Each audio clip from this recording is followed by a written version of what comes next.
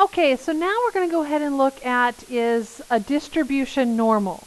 And so it's important to keep in mind that some normal distributions provide good models of real data, but some do not. And so sometimes we can't really use the normal distribution, and it's a good idea to check and see if a normal distribution is appropriate. And do not assume that it's normal. Don't just look at it, oh yeah, it's normal, it's good to go. So we have two ways to determine if a distribution is normal. And the first way is using the empirical rule. And that empirical rule is that 68, 95, 99.7. And what we do is we look at our distribution, we calculate the mean and standard deviation, and we figure out what percentage of our values are within one standard deviation. And if that's 68%, then we're good to go. And then we look at how what percentage of our values are within two standard deviations. And if we get around 95%, we're good to go. And then so on and so forth. And the idea is that it's never going to be truly exactly normal. We're looking for something that's close enough. So our sample problem is no space in the fridge. We have measurements listed for the usable capacity in cubic feet of a sample of 36 side-by-side refrigerators. And so what we want to know is the data close to normal. So what I'm needing you to do is I need you to put this data in a list in your calculator. And so if you put it in a list in your calculator, you're going to go to Stat, Edit, and then you're going to go into your L1 and you're going to type everything. And then if you were to graph it on your calculator, which I have here, the graph already shown for you, you're going to look and see, does it look like it's approximately normal? And yeah, when we look at this, it's pretty symmetric. It looks kind of bell-shaped. It looks like we'd almost have a center in here and go out. Yeah, it looks pretty good. So now we can check by using our calculator to calculate our numerical summaries. So to do this, we're going to go to Stat, Calc, one variable stats. I know it's been a while since you've done that, so I thought I'd give you those directions again. And then you're going to calculate the mean and standard deviation. And so what we're looking for mean that you should have gotten on your calculator is 15.825.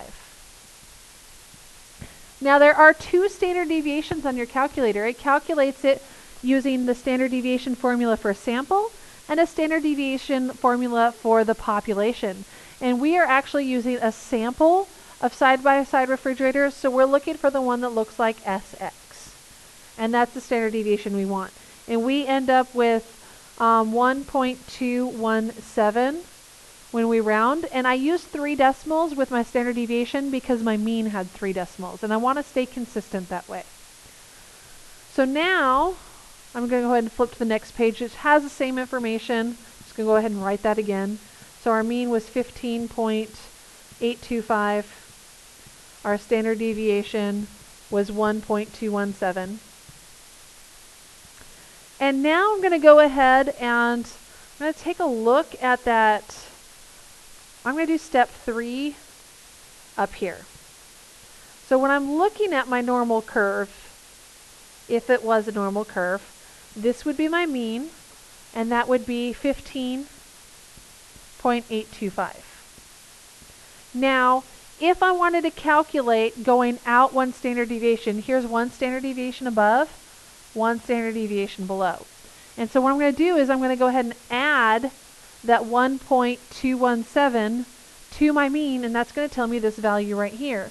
And I should get something like 17.042. And then what I'm going to do is I'm going to keep working this side. So I'm going to go up 2 standard deviations. So now I'm going to take that 17.042 and I'm going to add my standard deviation again, 1.217. And I get 18.259. And then I'm going to go up one more for my 3rd standard deviation. And that's going to give me about 19.476. Now I'm going to do the same thing on the other side. So now I'm going to be going back to the mean, the 18.825, 825, and I'm going to subtract that standard deviation. And when I subtract, I'm going to end up with a 14.608. I'm going to subtract again, and I'm going to find 13.391. And I'm going to subtract one more time for that third standard deviation. And that's going to give me 12.174. And so now I'm going to look at my data, now that I kind of get an idea of how this plays out. And I should have about 68% of my data in between these two values. So I'm going to go up to my list. I'm going to look for where about 14.608 would fall. So 14.608 would be about there. In 17.042042 would be right here. And then I'd calculate how many numbers are between there. So 1, 2, 3, 4, 5, 6, 7, 8, 9, 10, 11, 12, 13, 14, 15, 16, 17, 18, 19, 20, 21, 22, 23, 24. So now I'm going to come down here, and I have about 24 out of 36 values that are between are in between one standard deviation away. And so that gives me a 0.66, which when I compare that to the 68%, that is pretty darn close. So I would call it good, approximately normal at one standard deviation. So now we're going to go ahead and we're going to move to two standard deviations. So 13.391 and 18.259. So 13.3 and 18.251.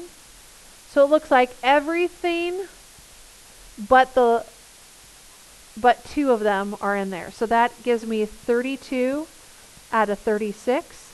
And when I divide that out, I get 0.94444. When I compare that to that 95% from my empirical rule, pretty darn close. So we call it good. And then we're going to go out 3 standard deviations. So 12.1, 19.4. It looks like all my values are between there. So 36 out of 36 gives me 1.0. When I compare that to 99.7%, it's close enough. It looks good enough. So this is yes, it's approximately normal. And I can do the little squiggly equal for approximately if I want. And that's how we can check for normalcy. A lot of work, but if they want you to check it using the empirical rule, this is how you do it. Now there is another method using our calculator, and that's called a normal probability plot. And so this is a plot that can allow us to check and see if something is normal, if it's a normal distribution. It is a scatter plot that has the original value on the horizontal axis. So if I were looking at a graph, this would be my normal value.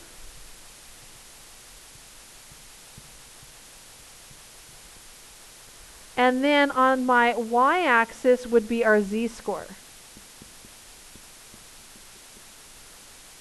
And so we're going to have a 1, 2, 3, because remember, z-scores are really standard deviations. So 1, 2, 3 standard deviations away, -1, -2, -3 standard deviations away.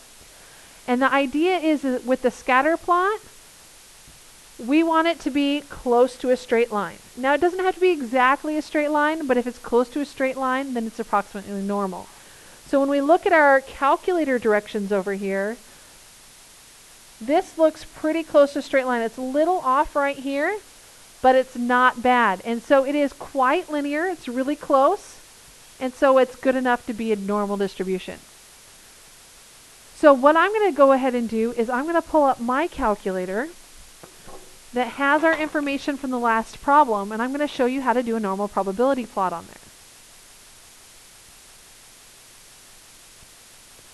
there. Okay, so I'm going to turn my calculator on.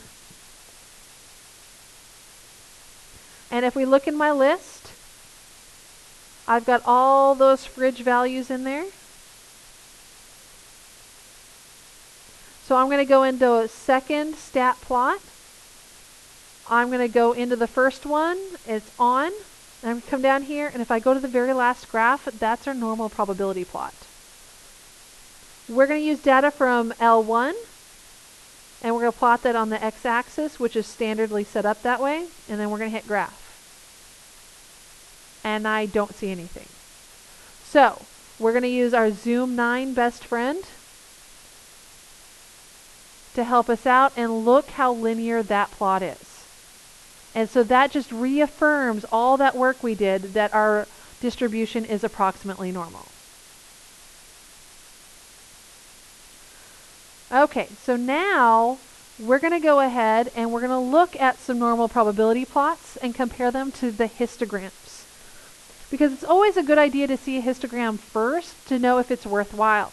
And if we would have done that on these, we would have learned that it's not worthwhile. So here we have the land areas for the 50 states. Is the distribution approximately normal?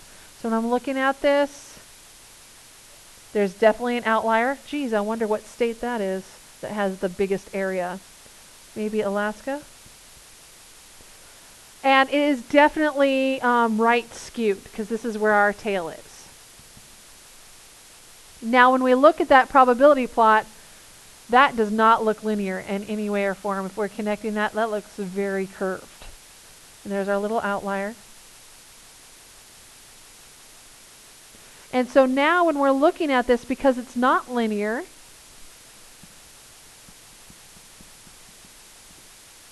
it is not normal. And in fact, we can use our histogram to show us, kind of like our distribution or our density curves, if it is skewed which direction or not. And so remember, with our density curves, the steeper it was where most of the values were, and then when it levels off is where our tail is. And so this tells me that this is a right skewed distribution. Why am I pointing this out to you? Because it just may pop up on your Chapter 2 test. Okay, so in our next one, we have NBA free throw percentage. So this is a left skewed distribution. We can tell that from our histogram. So here's our tail. And we want to know if it's approximately normal, because if you look at it on this part, it looks almost approximately normal. So we could even kind of look. And there's definitely a curve to it, and a little too much of a curve to say that it is approximately normal. But we can also tell that where we have most of our data values occurring, and then where it kind of levels off. And so we kind of see that little tail occurring at the end, where we get less steepness. Wherever we have less steepness, that's going to be where that tail occurs. Okay, so that's it for your notes, but I wanted to throw at you a sample problem, because I want you to try and do a normal probability plot on your own. So grab your calculator and enter in these data values, because we have 20 students they were asked to guess the age of a man in a photograph. And their guesses are listed below. Looks like they thought he was somewhere around 40 or something. We want to know, are the guesses approximately normal? And then I want you to provide evidence to support your answer. So we're going to go ahead and we're going to look at a calculator that has it entered in as a list. So when I look here, turn it on, we've got stat, edit, and look, there's all of our little guesses. So we're going to go ahead and do a second stat plot. And it's already set up. We're going to graph it and look at that graph. It looks pretty good. And so now we actually have to go through and answer the question.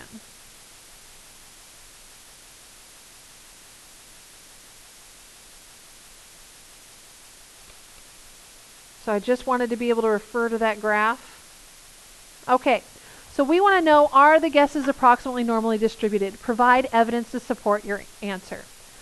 Now, When I provide evidence, I'm saying, okay, yes, it's approximately normal. I don't know if it's exactly normal. So I throw in the approximately, and you can even use the symbol approximately if you want to. Why is it approximately normal? So here's a reasoning. Because the normal probability plot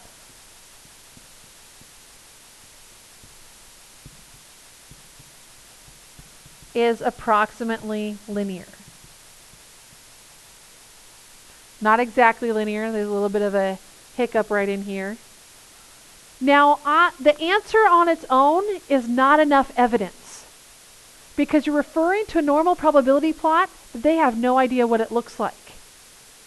So to be able to compare that, you have to sketch your normal probability plot. If you're going to refer to it, you have to sketch it. And the sketching is worthwhile. In other words, you have to do the empirical rule method for doing that.